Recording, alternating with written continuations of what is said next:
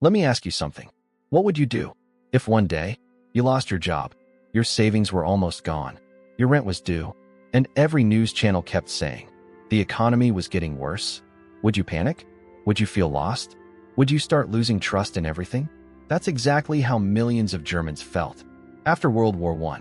In the 1920s, Germany was basically on its knees. Money was losing value so fast.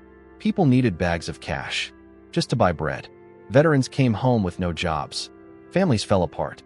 Young people couldn't see a future. And when people reach that point, they don't care much about politics anymore. They just want a way out. Then Hitler showed up. He didn't talk in complicated terms. He didn't lecture people about economics. He said simple things. I'll create jobs. I'll rebuild Germany. I'll make you proud again.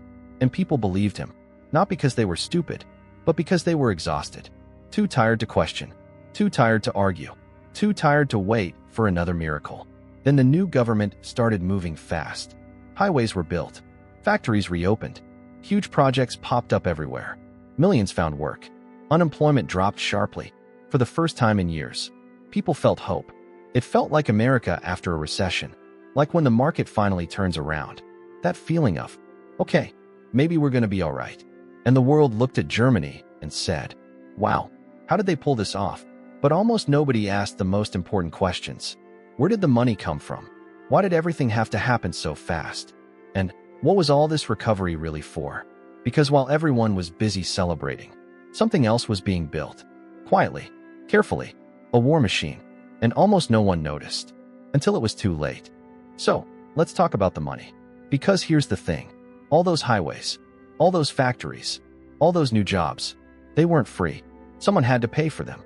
And Germany in the 1930s? They were broke, still paying war debts, still struggling after inflation, still weak financially. So logically, this shouldn't have worked. You can't just wake up one day and say, let's rebuild everything, if you don't have the cash. But somehow, they did. Behind the scenes, there was a man making it happen. His name was Hjalmar Schacht. He wasn't a crazy extremist. He wasn't screaming in rallies. He was a banker, a smart one. Wall Street respected him. International banks trusted him. When he took control of Germany's central bank, business leaders relaxed. They thought, okay, at least this guy knows what he's doing. And he did. But what he did was basically financial magic. Or depending how you see it, financial fraud. Here's the trick. The government wanted to build weapons, planes, tanks, ships, guns, but they weren't allowed to. International treaties banned it. And even if they tried, they had no money. So Schacht created a fake company. Literally, a paper company. No real workers, no real products, just an empty shell. This company issued special notes, like IOUs. They were called Mefo bills. Instead of paying weapons factories with cash, the government paid them with these notes. Imagine this. You build tanks. Instead of getting dollars, you get a piece of paper saying, trust us, we'll pay you later. Sounds crazy, right? But here's why companies accepted it. First, the government promised to turn those papers into real money anytime. Second, they paid interest, 4% a year, better than many bank accounts. So companies thought, why rush? Let's just hold them. Soon, these notes started circulating. Factory pays steel supplier with them. Steel supplier pays transport company. Transport company pays someone else. It became its own shadow currency, a secret economy. And officially, on paper, the government looked responsible. Low spending, balanced budget, no massive debt. In reality, they were borrowing billions, hiding it, delaying it, kicking the problem into the future, like using one credit card to pay another, over and over. Meanwhile, the military was growing fast, really fast. New planes, new bases, new weapons. Germany wasn't rebuilding. It was rearming. But most people didn't see that. All they saw was, I have a job again. My family is okay. Things are better. And when life feels better, you stop asking hard questions. But this whole system had a deadline. Those papers would one day need to be paid. And when that day came, the economy would explode. Unless Germany found another way, another source of money, another solution. And that solution wasn't peaceful. By the mid-1930s, Germany was bragging. Everywhere. Newspapers, radio, posters. They all said the same thing. Unemployment is gone. Everyone has work. Our economy is strong again, from 6 million jobless to almost zero. On paper, it looked amazing, like a miracle, like if America suddenly dropped from 8% unemployment to basically nothing in 5 years. People would lose their minds. But here's the uncomfortable truth. They didn't really create millions of good jobs. They erased people from the statistics. Let me show you how. First, women. The government pushed women out of professional work. Teachers, lawyers, doctors, office workers.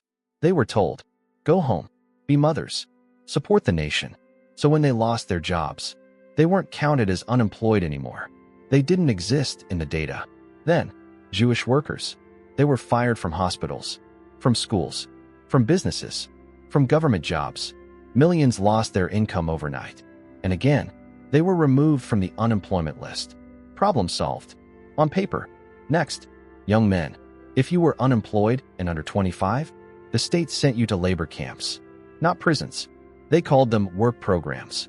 You dug roads, built ditches, carried rocks, worked all day for almost nothing. You couldn't quit. You couldn't complain. And later, many of you were sent straight into the army. So think about it. If you don't have a job, they force you into labor. If you resist, they threaten you. If you try to leave, you lose food stamps and support. Boom. No longer unemployed, just controlled. Now let's talk about regular workers. Factory workers. The people making everything run. At first, they were happy. I have a job again. But slowly, things changed. Unions were banned. Strikes were illegal. Wages were frozen. Hours went up. 60 hours a week. Sometimes more. And if you wanted to change jobs, good luck. Every worker had a workbook, and your boss kept it. Not you. If he didn't like you, he kept your book. No book equals no new job. No food assistance. No housing help. You were stuck, like modern-day serfs, trapped in factories, working until exhaustion. And companies loved it. Why wouldn't they? Cheap labor. No complaints. No unions. No risks. The government also made deals with big corporations. Produce weapons for us. In return, we guarantee your profits. Even if the market crashed, they still made money. So CEOs got rich. Shareholders were happy. Stock prices rose. Meanwhile, workers got poorer. Their real income dropped. They worked more. They earned less. But publicly, everything looked great. Strong economy. National pride. Everyone contributing. It was all marketing. Like putting fresh paint on a collapsing house. And most people didn't see it. Because they were tired. Busy. Trying to survive. When you're worried about rent and food, you don't analyze systems. You just keep going. But the pressure kept building. Debt was growing. Workers were exhausted. Resources were running out. This system wasn't sustainable. It needed something else. Something bigger. Something external. Something that could bring in money, land, and resources. Fast. And that something was coming. By 1938, Germany was in trouble. Real trouble. On the surface, everything looked fine. Factories were busy. The army was huge. The country looked powerful. But underneath, the economy was cracking. Those secret IOUs, they were coming due. The hidden debt was massive. The government had promised to pay it back soon. But there was no money. No savings. No healthy consumer economy. No backup plan. Jalmar Schacht knew it. He warned them. He said, if we keep spending on weapons, we'll collapse. If we don't slow down, we'll trigger inflation again. But nobody listened. Because slowing down meant admitting failure. It meant layoffs. It meant protests. It meant losing control. So they chose another option. Expansion. Take land. Take resources. Take factories. Take money. War wasn't just ideology. It was finance. It was survival. In 1939, when war started, Germany didn't suddenly become rich. They started stealing. From day one. In occupied countries, banks were emptied. Gold was seized. Businesses were taken over. Food was shipped back to Germany, France, Poland, Norway, the Netherlands. Entire economies were drained. Trains ran nonstop, not carrying tourists, carrying stolen goods. At one point, most of France's freight system worked for Germany, and even that wasn't enough. Because people were running out. German men were dying at the front. Factories needed workers, so they found them.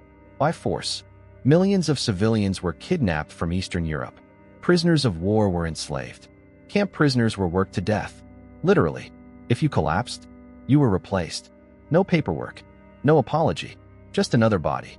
By 1944, 1 in 4 workers in Germany was a slave laborer. Big companies knew, and they participated. Chemical companies, steel companies, car manufacturers. Some factories were built right next to camps, so prisoners could walk to work and die faster. Production mattered more than life. This was the final form of the economic miracle, a system that survived by burning people, by turning humans into fuel, by converting suffering into profit. And for a while, it worked. Weapons kept coming. Supplies kept flowing. The system kept moving. Until it didn't. By 1944, cities were destroyed. Transport was collapsing. Resources were gone. Debt was meaningless. The credit cards were maxed out. The bill had arrived. And there was nothing left to pay with. Except ruins. Except graves. Except history.